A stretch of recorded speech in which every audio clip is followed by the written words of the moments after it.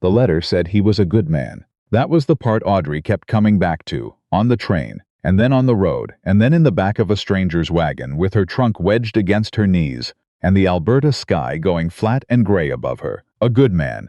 As if goodness were a thing you could confirm in writing, the way you confirmed a land title or a debt. Her aunt had written it, and her aunt was not a woman who said things she didn't mean, so Audrey had chosen to believe it. She had chosen to believe a lot of things in the past 3 months. That starting over was possible. That a woman of 26 with no family left and no income and no particular reason to stay in Toronto had options, and that this arrangement, this agreement, made through correspondence and through the careful mediation of her aunt, was one of them. The wagon stopped. She didn't understand at first. They were not at a farmhouse. They were at the edge of a town. Harwick, the sign said, population 400, though someone had scratched a question mark after the number, and the man driving the wagon was climbing down with the practiced efficiency of someone who had somewhere else to be. "This is as far as I go," he said, without looking at her. The arrangement was to Dunmore Creek. Arrangements changed. He set her trunk in the dirt. Martin Hale passed 4 days ago. Heart, they think, didn't suffer. She heard the words. She heard them the way you hear something underwater. The sound arriving before the meaning taking a moment to surface. Martin Hale, her husband-to-be. A good man, confirmed in writing. 4 days, she said. Word didn't travel fast, sorry for it. He wasn't sorry. He was already climbing back onto the wagon. She stood in the dirt of Harwick's Main Street with her trunk, and her traveling coat and the letter folded in her pocket, the one her aunt had written, and she watched the wagon pull away, and she thought, I have $11.40, and I do not know a single person in this town. That was the beginning. She found the hotel because there was only one, and she found a room because the woman at the desk, Mrs. Prentice, sharp-eyed, not unkind, recognized the particular expression of someone who had run out of road. The room was small, and it smelled of pine resin and cold.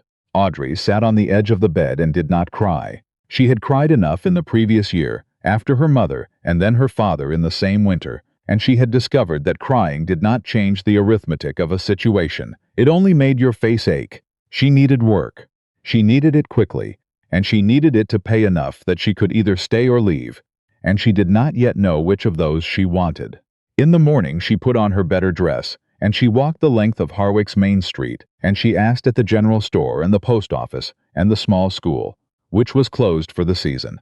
Nobody needed help, or nobody needed help they were willing to pay for.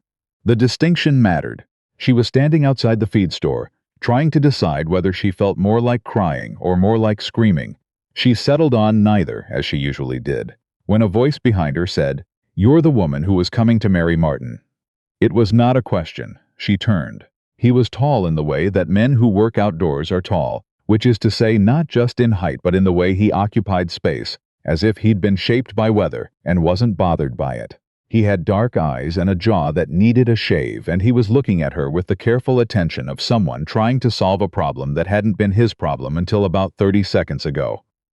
"Audrey Sloane," she said, because she wasn't going to say yes or no to a question that hadn't quite been asked. Reuben Callard. He didn't offer his hand. "I worked Martin's land, neighboring property. I knew him." "I didn't," she said. That was rather the point. Something shifted in his expression, not quite a smile. "Are you staying in Harwick?" "I haven't decided. Do you have somewhere to go if you leave?" She looked at him steadily. "Do you make a habit of asking strangers about their finances?"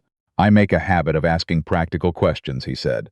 "Martin spoke of you in his letters. He said you were a school teacher." "I was." The school in Toronto had closed in February, 3 weeks after her father's funeral, which was the sort of timing that made you wonder if the universe had a sense of humor or simply didn't. "I am.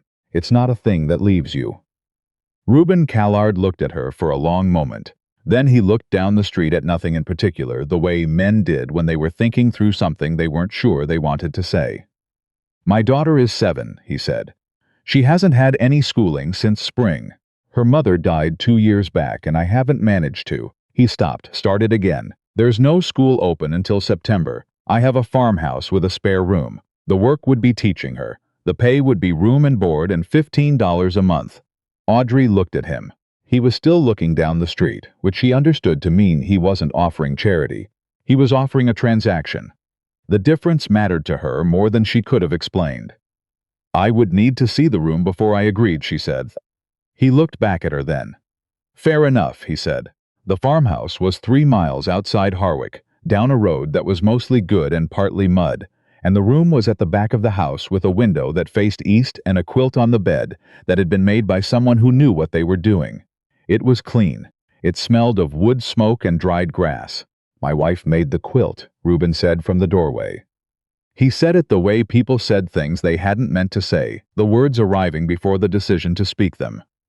It's beautiful work, Audrey said, because it was, and because she understood instinctively that this was not a man who wanted to be pitied. She took the room. His daughter's name was Laurie. Not Laurie as a nickname, but Laurie as the whole thing, Reuben had explained, because her mother had been reading a book when she chose it and had liked the sound. Laurie was small for 7 and serious, in the way that children who have spent too much time around grieving adults become serious.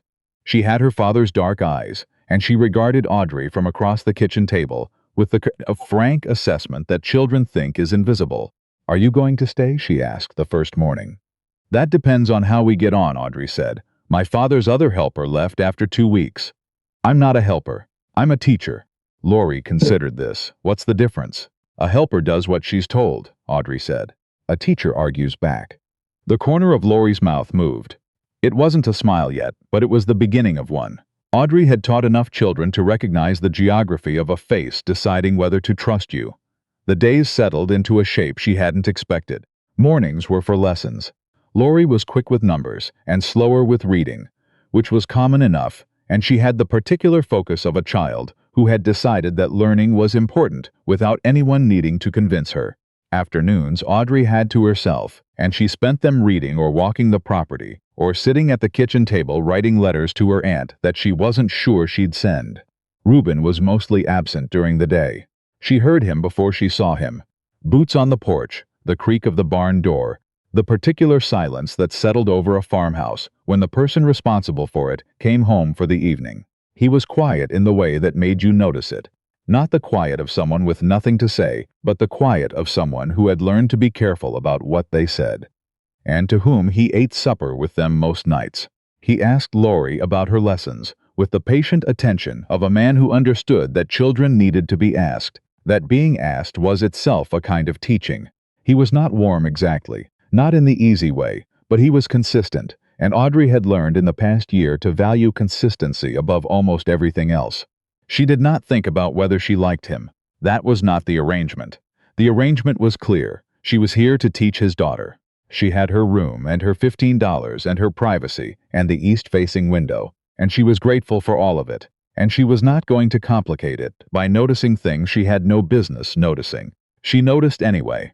She noticed that he fixed the loose board on the porch step without being asked, 2 days after she'd caught her heel on it. She noticed that he left a lamp burning in the kitchen on the evenings she worked late, so she wouldn't have to cross the dark house to find a light. She noticed that when Laurie was upset, actually upset, not just tired, he had a way of sitting near her without touching her or speaking, just being present, as if he understood that sometimes what you needed wasn't comfort but company. She filed all of it away. It was not her business. 6 weeks in, she found Laurie crying behind the barn. It was a Saturday, no lessons, and Audrey had been walking the fence line for no particular reason, except that the sky was the particular blue that Alberta skies managed in early September, the kind that made you want to be outside in it. She heard the sound before she saw the child, the careful, controlled crying of someone trying not to be heard, and she came around the corner of the barn and found Laurie sitting in the dirt with her arms around her knees. She didn't say anything. She sat down next to her, close enough to be there, far enough not to crowd. After a while, Laurie said, "My friend at school has a mother." Audrey said. "She says her mother braids her hair every morning." A pause. "My father tries. He's not very good at it." Audrey had seen Reuben's braiding attempts.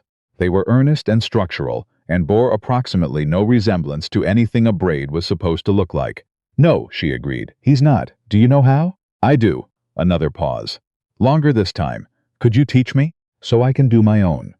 Audrey looked at the side of the child's face, at the careful dignity of that request. Not asking to be braided, but asking to be taught.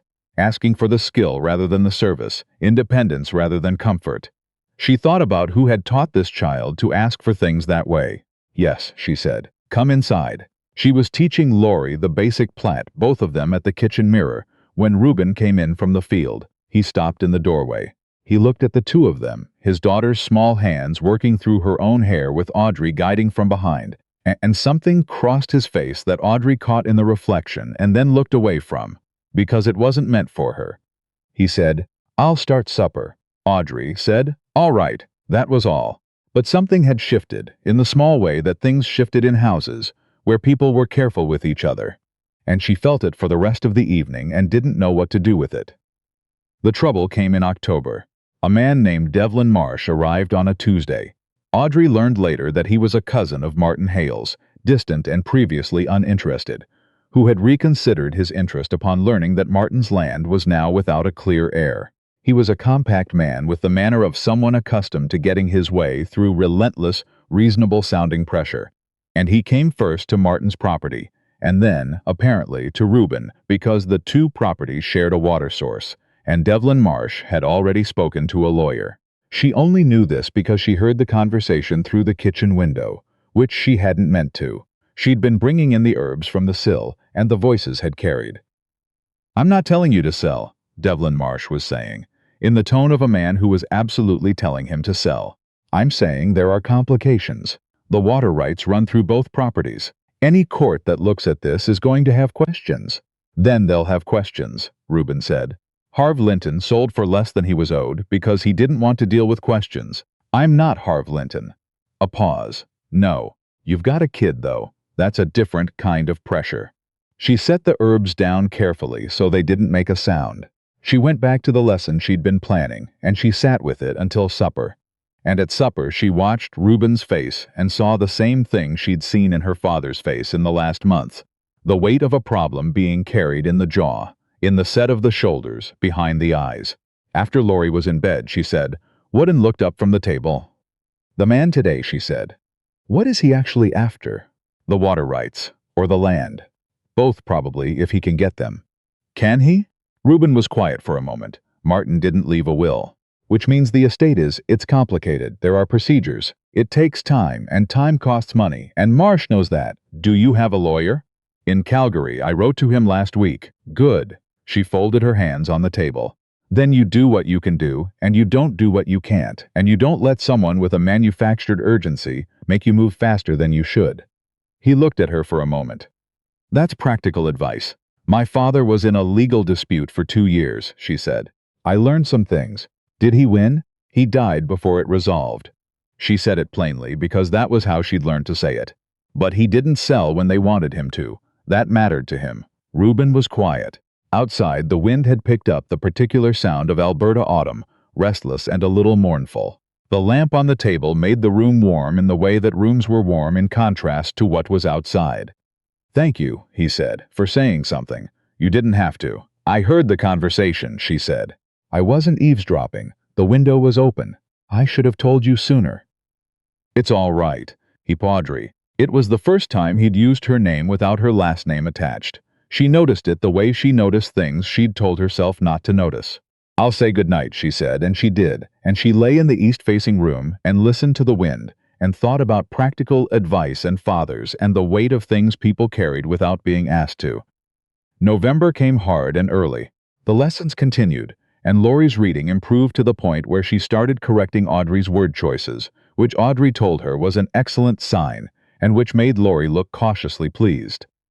Devlin Marsh came twice more and left unsatisfied both times. The lawyer in Calgary wrote back with an assessment that was neither good news nor bad news, but was at least honest. She started to know the farm the way you knew things you spent time with. The way the light fell across the fields in the late afternoon. The particular creak of the gate on the south side. The fact that Reuben's horse, a gray mare named something she couldn't quite catch, would eat apples from your hand if you held them flat. She started to know Reuben the same way, slowly and without intending to, through the accumulation of small observable facts, that he was up before dawn but moved quietly so as not to wake Laurie. That he read in the evenings, though he never mentioned what. That he had a habit of pausing before he answered questions, not from slowness, but from a preference for saying the thing he meant, rather than the first thing that came. She had started to like him. which was not the same as the other thing she had also started to feel, and she was old enough to know the difference. She liked him the way you liked a person whose character was clear, whose word was consistent, who did not ask you to be something other than what you were.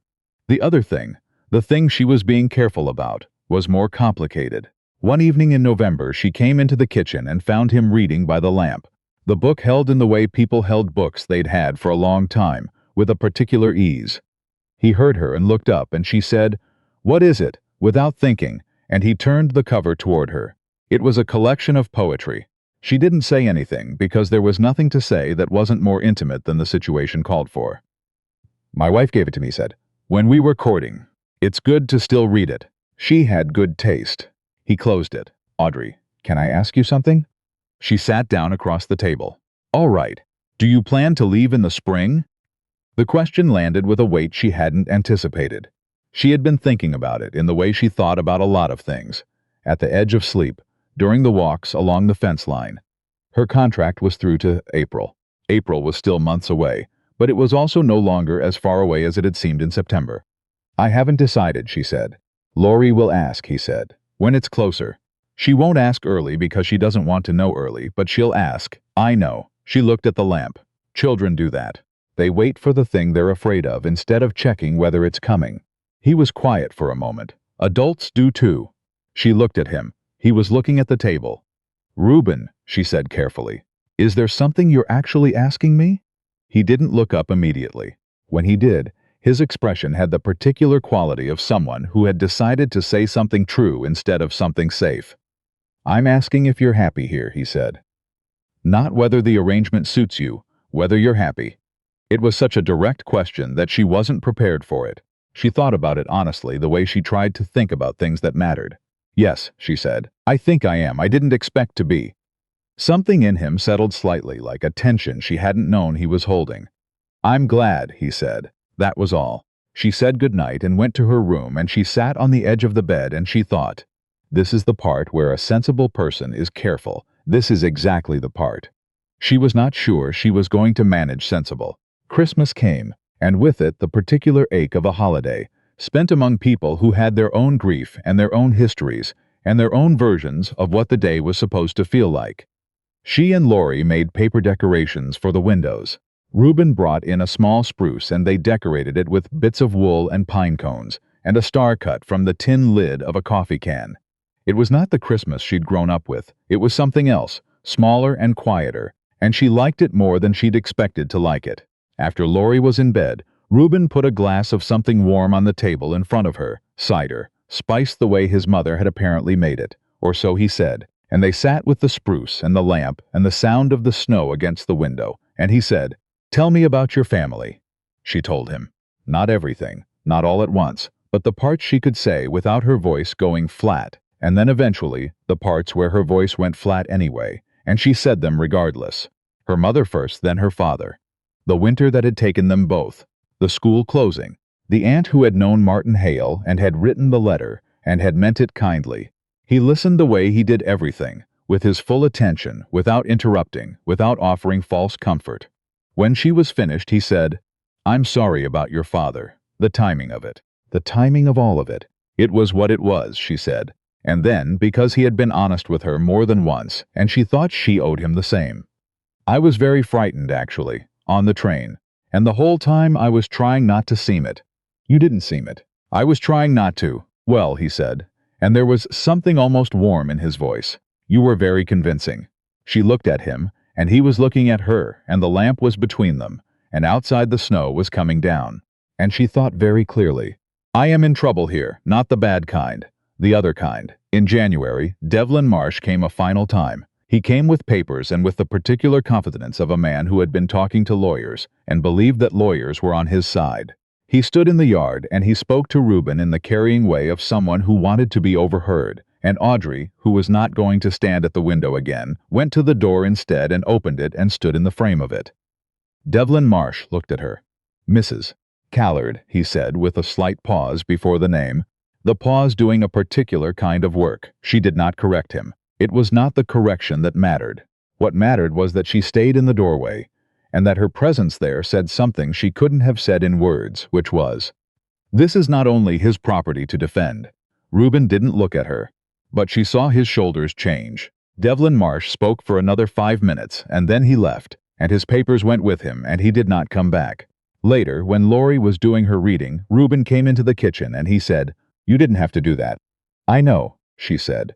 "Marsh will probably—" "I know," she said again. "I did it anyway." He stood in the kitchen with his hat in his hands and she waited and he said, "Audrey, what are you planning for spring?" She had made a decision sometime in the night before, in the east-facing room. She had made it the way she made most of the decisions that mattered, quietly, without ceremony, with the full knowledge that she might be wrong. "I'm planning to stay," she said. If you'd want that." He looked at her for a long moment, the same careful attention he gave everything that mattered to him. "Yes," he said. "I'd want that." It was not a declaration. It was not a promise, not yet, not the words they would eventually use with each other when they got to that. But it was true, and it was mutual, and it was the beginning of something that neither of them had arrived here looking for. That mattered too. The spring came the way it came in Alberta. Not gently, but with a kind of reckless abundance. The snow going in days, the fields going green faster than you thought was possible. The sky doing that particular thing it did in April where it was a different blue every hour. Laurie learned to braid her own hair. She was not yet very good at it, but she was improving, and she was proud of the improvement in the way that children were proud of things they had earned. She showed Audrey one morning, standing in the kitchen with her completed but somewhat chaotic plate, her chin lifted, her dark eyes waiting. "That's a real braid," Audrey said. "You did that yourself." "I practiced," Laurie said. "A lot, while you were asleep." "I know, I heard you." Laurie's chin lifted a little more. "Will you stay for summer?" Audrey looked at her, at the dark eyes that were her father's, at the small, serious face that had decided, sometime in the fall, to let her in. She thought about the east-facing room, and the east-facing window, and the way the light came through it in the morning, the light that she had started, without meaning to think of as hers. "Yes," she said, "I'm staying." Laurie nodded as if this was what she'd expected, as if she'd known it before she asked. She turned back to her books. Outside, she could hear Reuben crossing the yard. She could tell it was him by the pace of it. Unhurried, measured, the step of a man who knew the ground under his feet. She went to start the kettle, and she listened to him come home, and she did not try to make it into something more than what it was, which was everything.